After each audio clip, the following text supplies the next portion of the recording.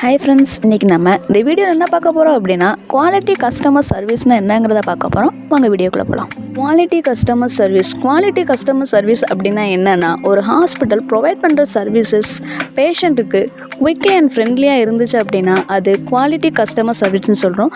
தென் அந்த சர்வீசஸ் எல்லாமே பேஷண்ட்டுக்கு சாட்டிஸ்ஃபேக்ஷனாக இருந்தால் மட்டுமே அதை குவாலிட்டி கஸ்டமர் சர்வீஸ்னு சொல்கிறோம்.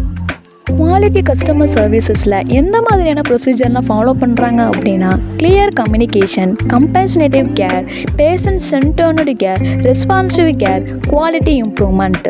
கிளியர் கம்யூனிகேஷன் அப்படின்னா என்னென்னா, டாக்டர் பேஷண்ட்டுக்கு பண்ணுற டயக்னோசிஸ் அண்ட் ட்ரீட்மெண்ட்டோட பிளான் இன்ஃபர்மேஷன் பேஷண்ட்டுக்கு கிளியராகவும் தென் அவங்களுக்கு அண்டர்ஸ்டாண்ட் ஆகிற மாதிரி இருந்துச்சு அப்படின்னா அதை கிளியர் கம்யூனிகேஷன் சொல்கிறோம்.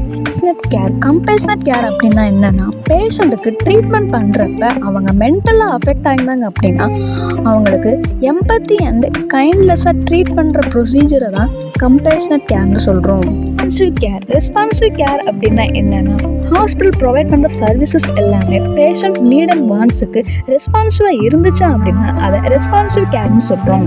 பேஷண்ட் சென்டர்டு கேர் அப்படின்னா என்னென்னா, பேஷண்ட்டோட யூனிக் நீட்ஸுக்கு ப்ரிஃபரன்ஸ் கொடுக்கறது தான் பேஷண்ட் சென்டர்டு கேர்னு சொல்கிறோம்.